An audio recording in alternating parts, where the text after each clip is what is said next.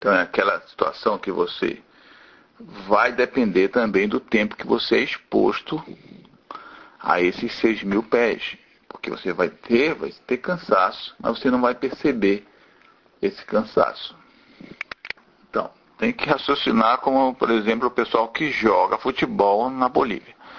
Eles têm mais dificuldade de correr, mas não vão precisar de oxigênio, porque existe uma reserva compensatória. E isso nós estamos falando no paciente fisiologicamente normal. Então, você vai ter algumas perturbações, vai chegar direito, mas você não vai perceber isso aí com muita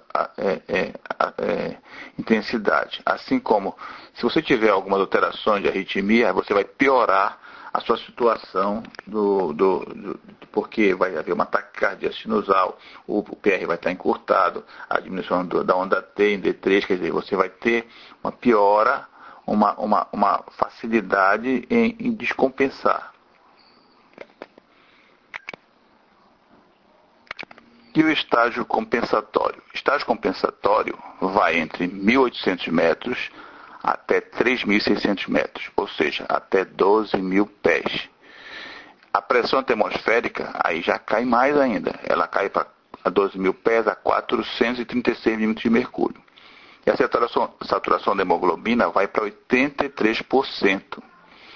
Aí já vai haver alterações, como o aumento do volume respiratório minuto e aumento da dinâmica circulatória.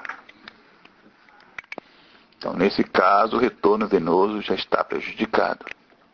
O paciente está infartado, você está transportando, vai ficar numa situação muito complicada, porque acima de 1.800 pés, ele não vai conseguir compensar a parte do aumento da dinâmica circulatória.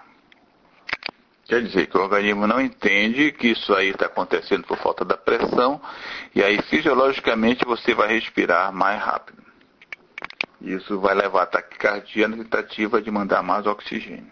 Então, é o estágio compensatório, onde o organismo começa a se mobilizar para suprir essa necessidade de oxigênio. Claro, se não for tratado, o paciente vai parar. E o estágio das perturbações? Bom, aí vai de 3.600 metros a 5.400 metros. É 18.000 pés. Aí são estágios das perturbações. A pressão atmosférica a 18.000 pés já cai para 376 milímetros de mercúrio e a saturação de hemoglobina vai para 70%.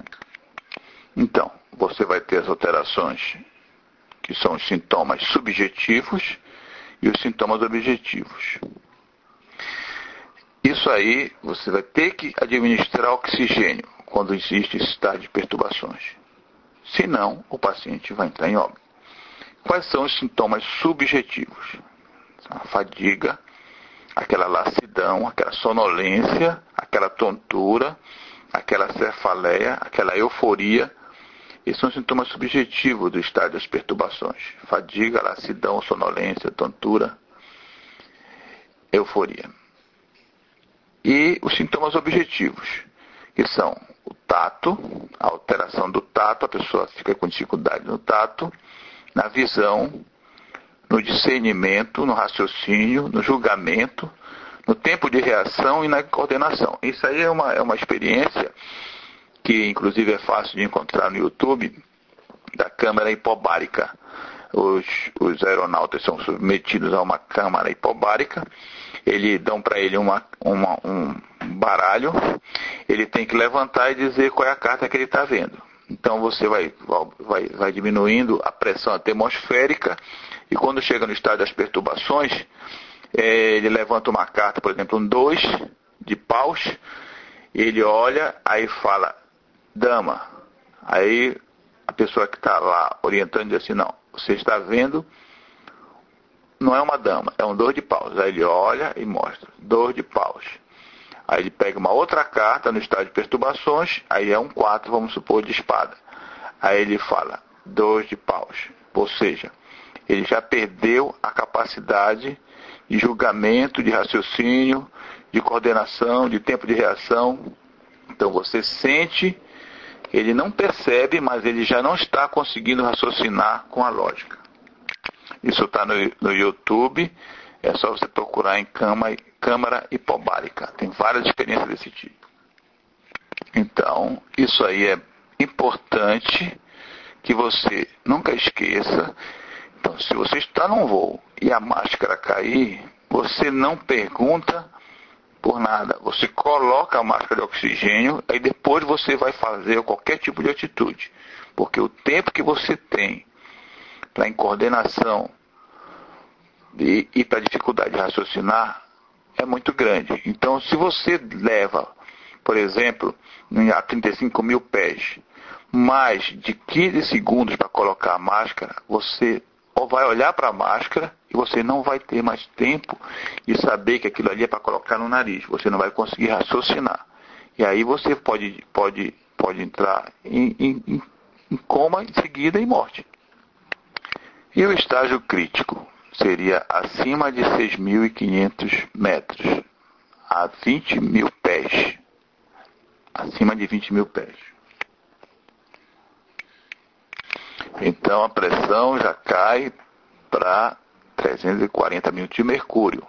A saturação de hemoglobina a 60%.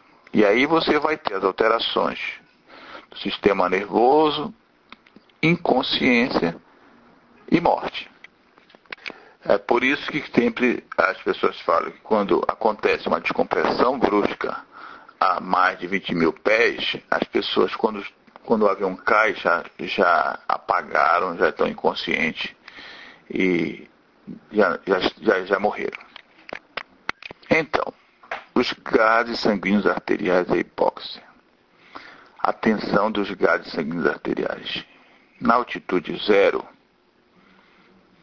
a tensão de oxigênio em milímetros de mercúrio é de 95%. E a saturação de hemoglobina é de 97%. Se você vai para 8 mil pés, a sua tensão de oxigênio em milímetros de mercúrio vai para 56%, há uma queda. E a sua saturação para 93%. Aí se você sobe para 12 mil pés, ela já vai para 43% a tensão de oxigênio em milímetros de mercúrio. E a sua hemoglobina vai para 84%. E se você vai a 20 mil pés, a tua tensão já de oxigênio vai para 29 milímetros de mercúrio e a tua saturação de hemoglobina vai para 66%. Isso respirando o ar ambiente. E se você colocar oxigênio a 100%, se você tiver a 33 mil pés com oxigênio a 100%, a tua saturação, a tua tensão de oxigênio é em 95%. E a tua saturação de hemoglobina é de 97%. Quer dizer, que seria mais ou menos equivalente à tensão do ar respirado a 0 graus. Mas, se você sobe de 33 mil para 43 mil pés, a sua tensão de oxigênio já vai para 36%, mesmo com oxigênio a 100%.